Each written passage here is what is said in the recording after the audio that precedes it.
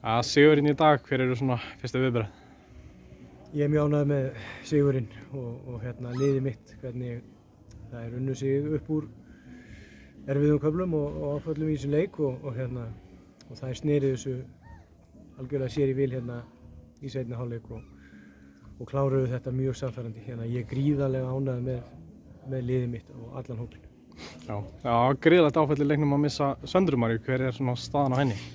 Já, hún er ekki góð og þetta leit ekki vel út og hún er alveg klárlega brotin en það er bara ferlið sem tekur við núna. Hún hefur svo sem séð svarta áður í meiðslum, hún er hörkutól og þetta bara tekur smá tíma og svo bara, já, það er bara hennar verkefni núna.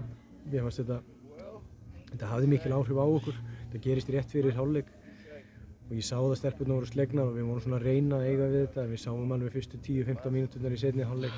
Liðið, þær voru svolítið slegnar út af þessu og það er ekkert óeðlilegt og þetta hefði alveg getað að fara illa. En svo bara er karakterinn og samheldnin og bara, já, hvað maður að segja. Ég bara veit ekki alveg hvernig ég lýsa þeim, bara þvílík virðing á mitt lið, hvernig það snerið sem sér í hag og bara settu orkuna í það sem skiptir máli og kláruðu þennan leik með bara glæsibrag.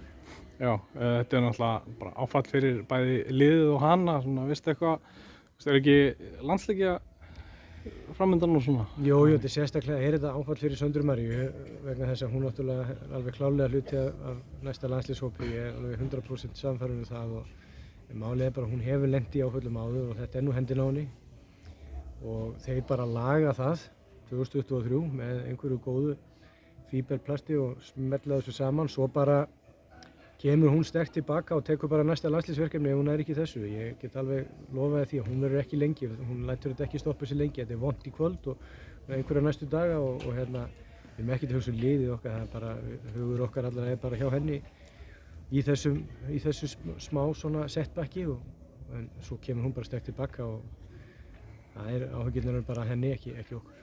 Já, en eins og þú segir að það var svona svolítið shaky hana til að byrja með en frábær karakter og þannig kom eitthvað 3 mörk á eitthvað 7 mínútna kafla. Já, sko mér finnst við ekki hafa verið að fyrri hálfleikurinn var bara okkar og við áttum bara, við höfum svo sem alveg lent í þessu að vera ofan á og pressa mikið og fara hátt á völlinn og vinna bolta mjög ofta þegar varnir fyrir mikið og eiga mikið af sénsum. Og svo bara gerist það stundum og bolti fer ekki inn og þá svona dvínar oft pínu vonin hjá okkur og bjartsýnin og jákvæðnin en eflist kannski á sama skapi hjá andstæðingum og það er það sem gerist. Áfallið í lok fyrri svona eflir það aðeins en dregur úr okkur en svo þurfum við ná markinu þá, já, það hefði mikil áhrif á bæði lið. Og hvernig svona lítur á framhaldið?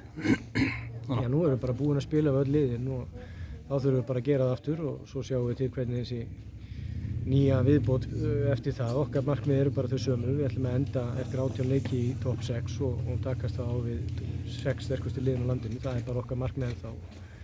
Og eins og við erum að sjá, heyrist mér í hvað er að gerast í kvöld, þá er þetta bara allt galopp í alla enda. Þannig að menn verða að vera á tánum hvort sem þeir að spila við tvöfalda meistara Vals eða eitthvað lið sem var að koma upp. Það er bara þannig. Já, Ísfold Maríu var ekki í hópnum í dag, hver er svona staðan á henni? Hún er að glíma við þessi meiðsli, við erum að reyna að ná því góðu, það er svona aðeins bras, þetta tekur lengri tíma heldur en við vorum að vonast til og það er náttúrulega verkefni framöndan hjá U19 og svona, þannig að við erum að reyna að ná þessu góðu og það er, hún hvílir á meðan en svo sjáum við bara. Og fekk höfuðhögg, er þetta Nei, ítengt? þetta er reyndar, þetta er í ilinn á henni og svona erfitt að eiga við þetta. Það er rosalega erfitt að teipa il eða laga það eitthvað, þannig að þetta er bara brass.